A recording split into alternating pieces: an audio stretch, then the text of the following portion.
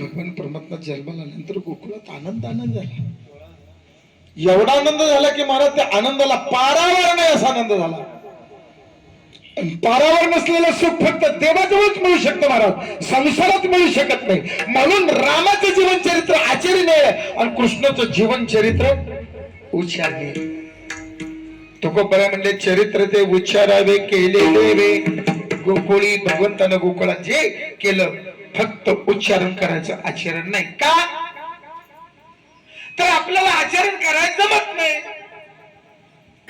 रामाचं जीवन चरित्र आचरण करायचं नाही, पण कृष्णाचं जीवन नाही. ते जन्माच्या आधीपासून खोटं बोलत होतो. कोण? अक्षय म्हणजे काय महाराज?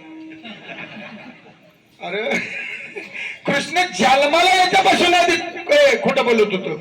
आपण किती खरं बोलतो? नको आपल्याकडे जायला मोडू द्या कीर्तन लांब. कृष्ण परमात्मा त्याला एक पत्नी व्रत होतं महाराज. सीतेच्या शिवार त्यानं धर्मपत्नी दुसऱ्याला कोणाला देखील महाराज त्यांना ठेवा.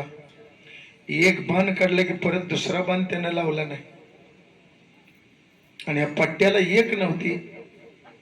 भीमात्री एक वशले नगर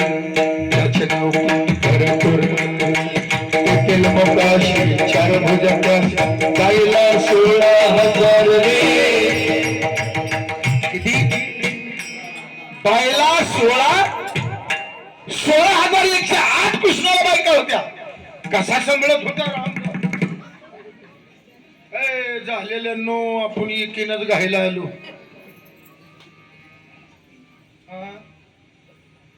एकीनं घायला आलो. 16,108 बायका कृष्ण सांभाळत होता. येड्या ह्याच्यापेक्षा रावण आगा होता. 80 सांभाळत होता. 1000. त्याच्यापेक्षा लोक आगा होता. माझा राजा 1,00,000 बायका होत्या त्याला महाराज.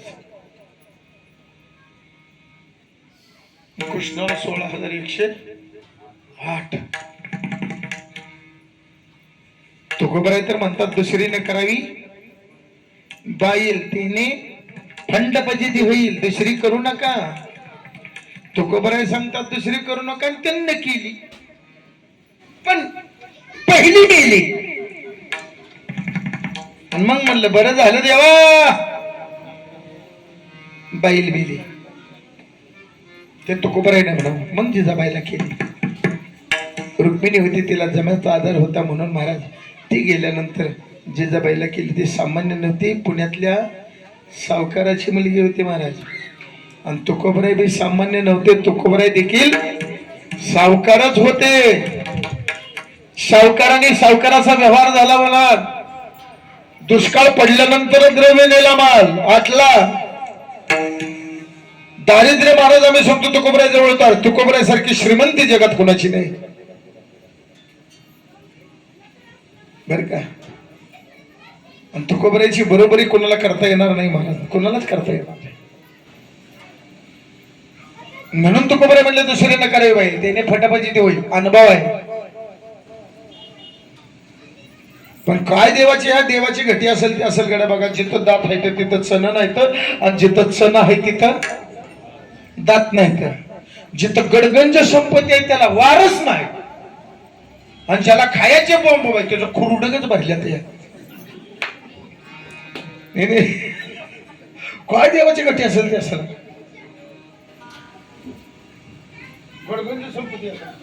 म्हणला महाराज तुम्हाला काय होते कीर्तनात सांगाय म्हणला ह्या संपत्तीचं काय करू मी म्हणलं एखाद्या महाराजाला दे दान आमच्या पंढरपुरात आळंदीत मठ बांधून राहील नाही म्हणला दान द्यायला येईल पण म्हणला मेल्यावर पाणी पाजाय कोणतरी असावं पाऊस पडला खड्डा भरल्यावर पडत्यात काय प्यायचे ती पी हाय त्याला किती पाचते देता तुला पाचते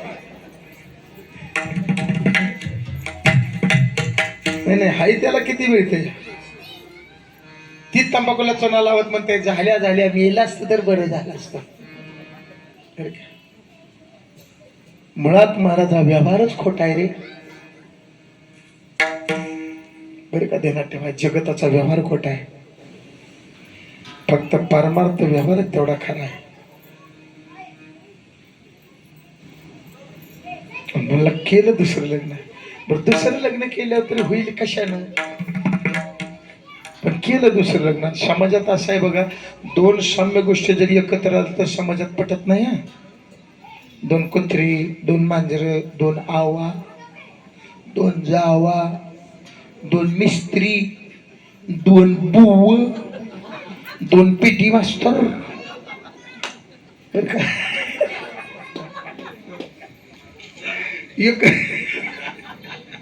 एकत्र आले की पटत नाही महाराज आणि सौती मच्छर तर राहते वाईट बर तुमच्या भांडणाला काही विषय लागत नाही एका झटक्यात भांडण तुमची त्याला कारण बी लागत नाही वगैरे एखादी जर शेतात शिळी घेऊन चालली असली ही सोप्यात सुपात दळण घोळतच म्हणते खड खड बरडी सारखीच फिरती जटलीच तुमच्या भांडणाला विषय लागत नाही तसं होती मच्छर लग्न झाल्यावर 6 महिना आनंदात गेले 6 महिन्यानं माझ्यासारखा गडी होता पण अक्षय सारखा झाला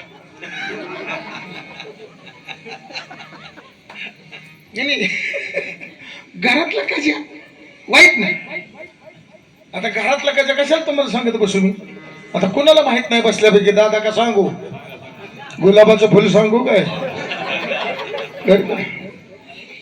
नाही नको नको करू दे आणि कच्यानं गडी गाण जाम झाला शेवट वैतागला आणि एक दिवस दोघीला समोर बसवलं मला कशा करता भांडता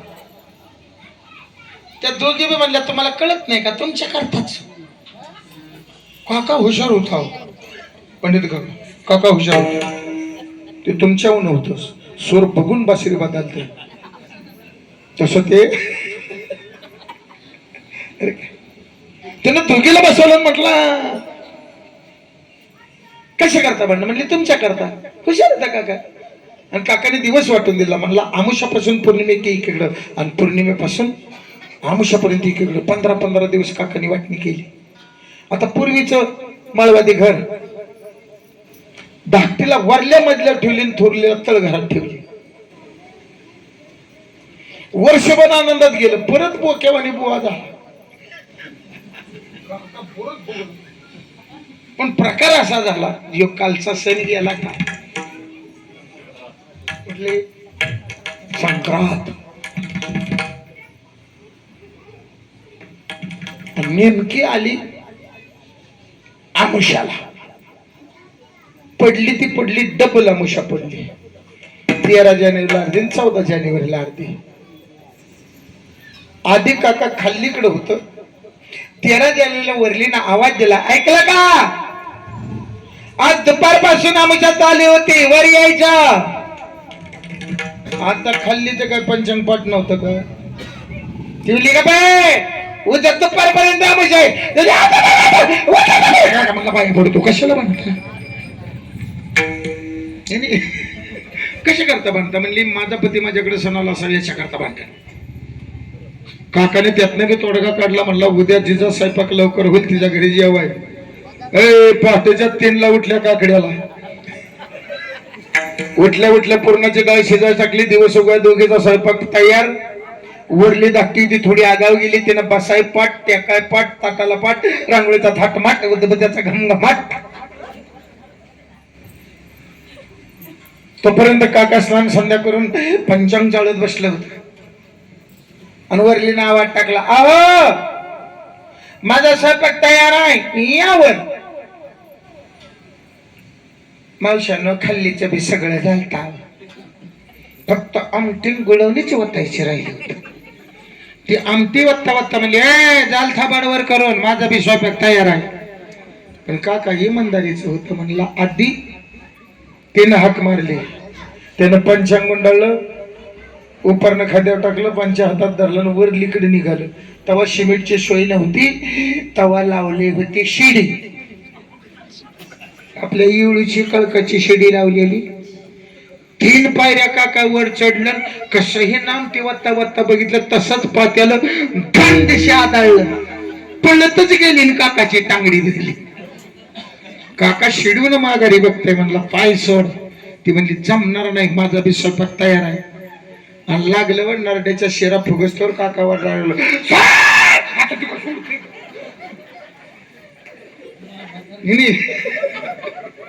तू का सोडते का?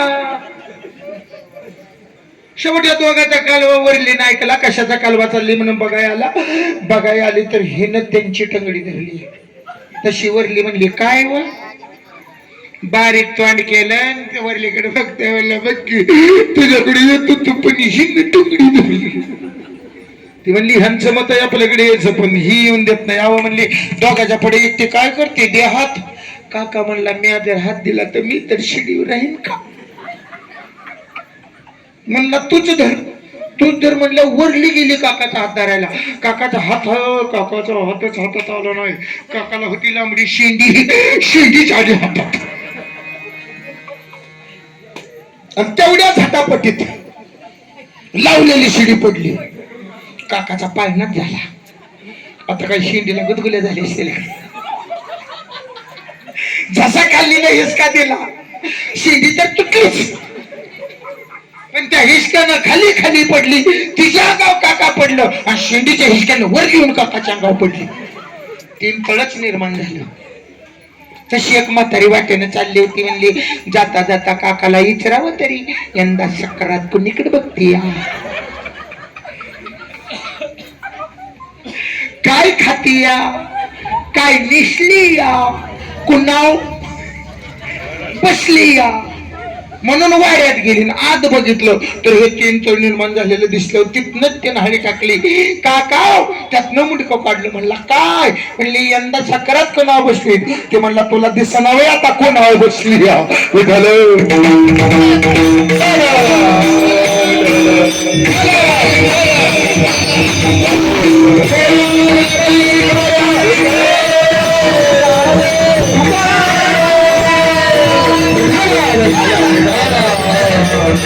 एवढं सांगायचं महाराज, कृष्ण परमात्माचं जीवन चरित्र आचरण करायचं मत नाही. आचरण करायचं असेल तर माझ्या रामप्रभूचं जीवन आचरण करायचं. मुळातच भगवंताचं चरित्र चरित्र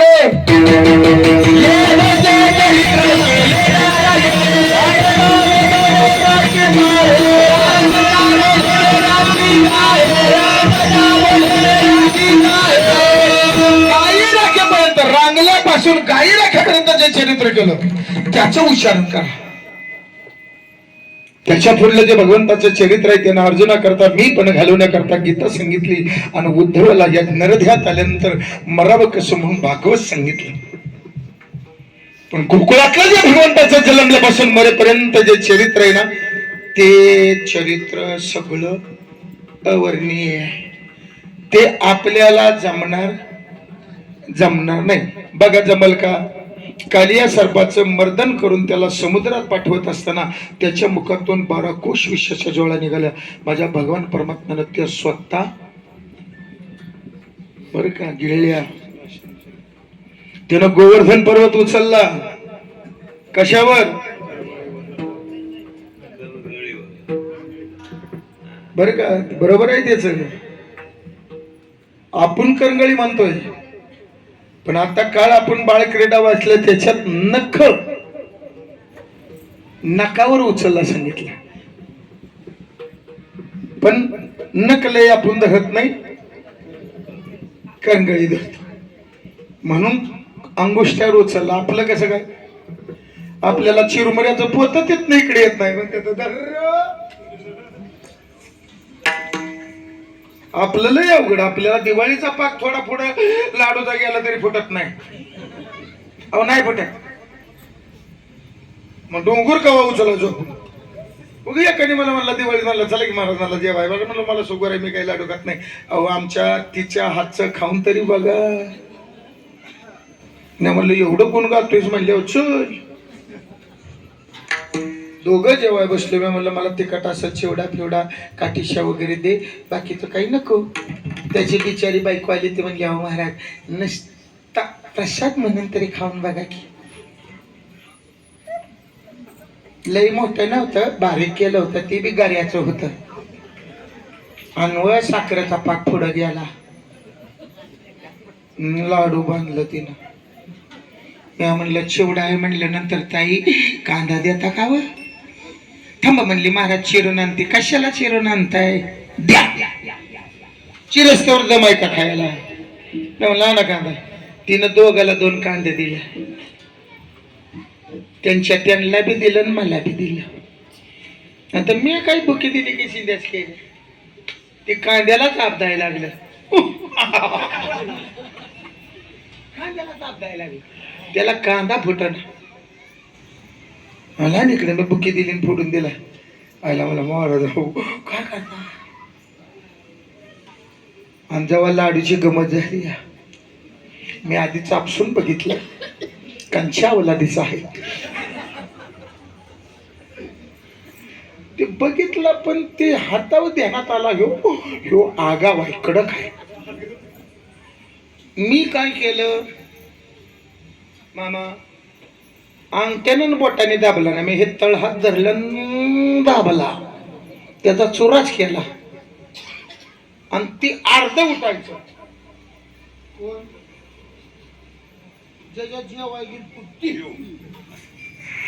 अर्ध उठायचं दाबायचं.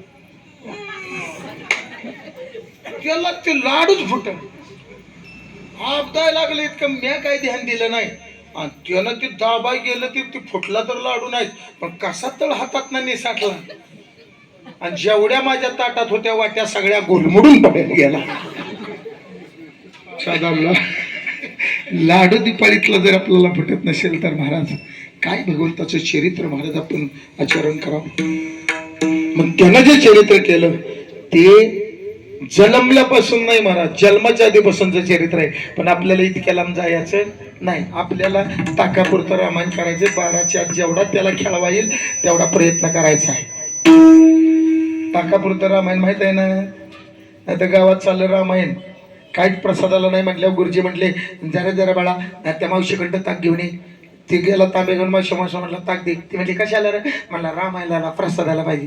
ती म्हणली बाबा रोज रामायण मंदिरात चाललंय पण मला ऐकाय जमत नाही. रामायण सांग की ताक देते.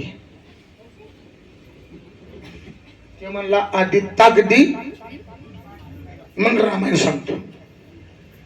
घरात गेली मग बघलं बरं ताक पण बरंच वतलं तांब्यात. आली पळतच म्हणले धर बाळा ताक सांग रामायण. त्यानं ताकाकडे बघत रामायण सांगितलं. हे म्हणला दशरथ राजा त्याला 4 पोरं थोरला प्रोग्राम त्याची बायको सीता रावणाने नेली. राम गेला रावणाला मरलं सीता घेऊन परत आला. मावशी झालं रामायण. ते म्हणले 8 महिना गावात चाललंय तरी संपनंत लगेच तर कसं संपलं म्हणला ताका पडतं. तसं काल आज ताका पुरता लय नाही ताका पुरता. भगवान परमात्मा गोकुळात वाढायला लागल्यानंतर रांगायला लागलं.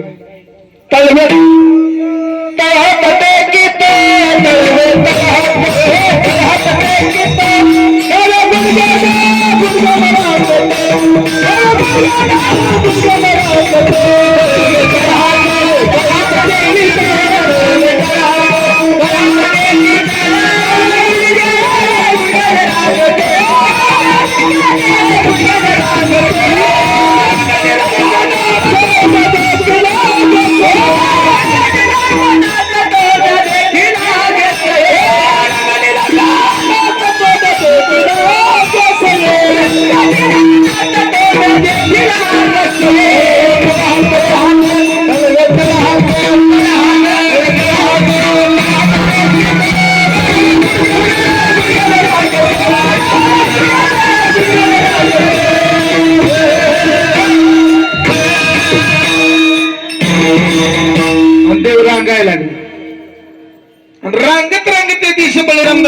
अंगणात गेलं. अंगणात गेल्यावर भगवंतांनी मोठ्यावर माती घेतली, मुखात टाकली. बळीराम दादा पळत चालली. यशोदा सांगितलं, यशोदया कृष्णाने माती खाल्ली. आता कुठला यायला आनंद होईल, आपल्या लेकरांनी माती खाल्ली म्हणलं. यशोदामध्ये हातात काठी घेतली, जिथं कृष्ण खेळत होता तिथं आली. मई आलेली बघितल्या बरोबर ह्यानं खाल्ला वट आणि वरला वट फेबिकॉल लावल्यावर चिटकून दाबून धरला. जवळ आली ती म्हणजे, बोल कृष्णा तू माती खाल्ली का नाही? आता वट दाबून धरल्या बोलेल का? त्यानं तुम्ही जसं मुंडका हलावलं तसं ते नाही म्हणले खोटं बोलतोय. खाली की नाही माती? आणि मग तिनं हातातली काठी घेतली. मारावया तिने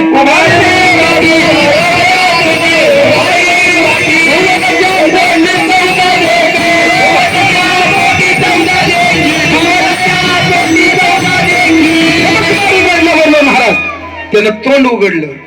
आता ज्यानं मातीच निर्माण केली मागोबा त्याला माती घालवाय काही वेळ आहे? माती तर नाही, पण 14 भुवनाचं तुकोबरे म्हणला त्याच्या मुखात दर्शन त्याला दिलं. आणि मग मात्र यशोदा माता मूळ स्वरूप विसरली आणि त्या स्वरूपाशी एकरूप झाली.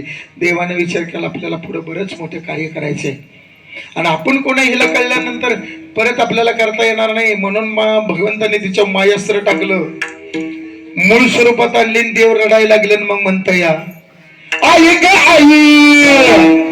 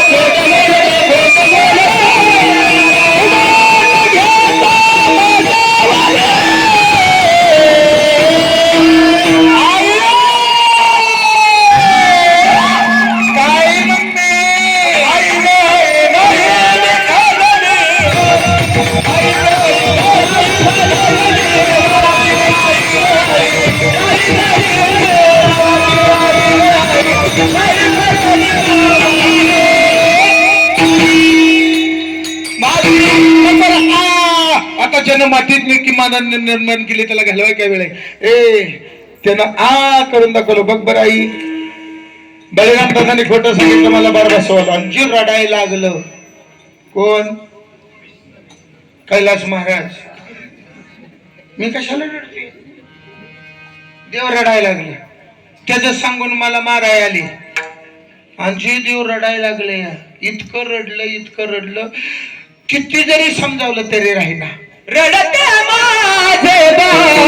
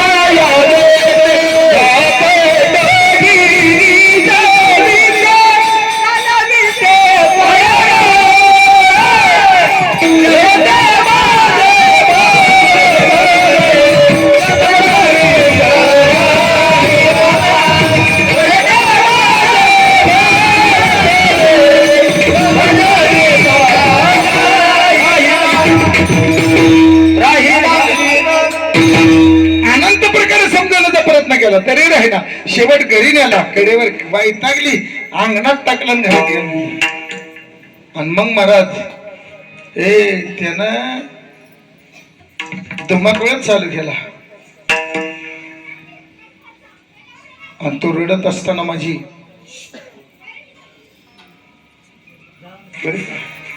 राधा गवळून पाण्याला जातात, त्याचा आवाज ओळखला आणि आवाज ओळखून महाराज कृष्णाकडे गेली आणि दरवाजात गेलेले रडतं बघितल्यानंतर त्याचे नाटकं बघायला लागली.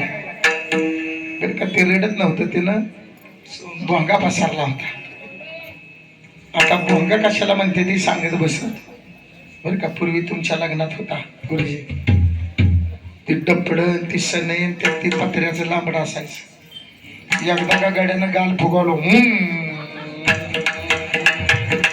त्याला काय म्हणायचे बघ ह्याच्या डोळ्याला पाणी नाही तर मोकळं बघलायचे.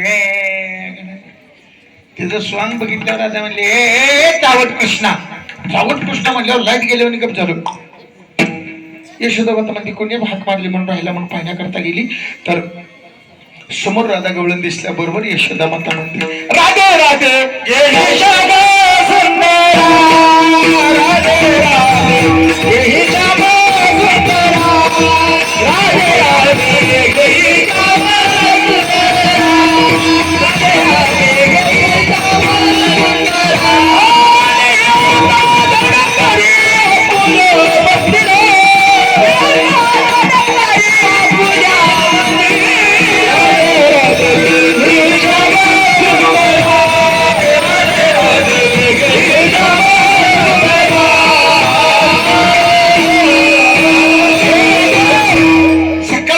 मला वैताग आणलाय जा तुझ्या घरी घेऊन. राधेनं तिथंच गागर ठेवली कडेवर घेतला आणि घरी घेऊन गेली. घरी घेऊन याला पलंगावर बसवलं दही भाताचा डिश हातात घेतला आणि कृष्णाच्या हातात तिला म्हणले खा तोपर्यंत पाणी घेऊन येते. आता ही काही आपल्या पोरावणी खाते का ही मोठीनं धराच्या गडीन तोंडाला वर पडायचा. सगळं थोबाड भरलं डेहरी भरली टांगड्या भरल्या. राधा पाणी घेऊन आल्या भरलेल्या बघितल्या म्हणली कृष्णा किती लावून नाही साजन तुला साधन नीट जेवता येईना आणि लहान आहे तुला जेवता म्हणलं राधेच्या डोळ्यात डोळे घालून बघते. म्हणलं राधे मला लहान म्हणायचं नाही मला मोठा मोठा होण्याचा मंत्र पाठ आहे. राधा हसायला लागली म्हणली कृष्णा लहान पोरं कुठे मोठे होते ते का तुला सांगितलं ना मंत्र पाठ आहे म्हणली दाखव बरं मोठावून. तसं ते मंत्र म्हटलं बुडबुड बुडबुड बुडबुड बुडबुड तसं 25 वर्षाचं तरणबाण झालं आणि देवन भक्तीचं मिलन झालं. वारकऱ्या हो ज्याला राधाकृष्ण कळली ते हरिभक्त झाले आणि ज्याला राधाकृष्ण कळले नाहीत महाराज ते तमाशगीर झालं. विठ्ठल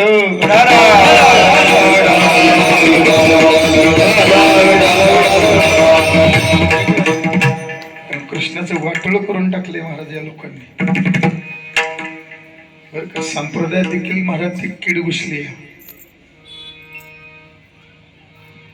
आमचं मत आहे एका जनार्दनी लागलं की ती संतांचं आहे नाही अरे म्हणून रचिवले कराच्या भानगडीत पडत नाही आम्ही म्हणायचं. पण आता तुम्हाला त्याच्याशिवाय येईना त्याला काय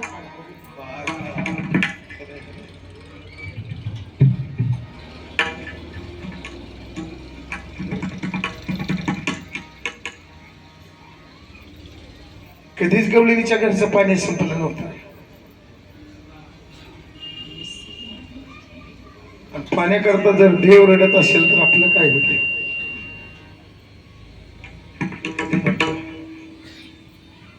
नाही महाराज संतांनी दिलेल्या गवळणी फार वेगळे. गाई गोपाळ यमुनेचे गाई गोपाळ यमुनेचे येथे पाणीच्या गळोनी जग येथे पाणीच्या गळोनी जग गाई गोपाळ यमुनेचे जग गाई गोपाळ यमुनेचे जग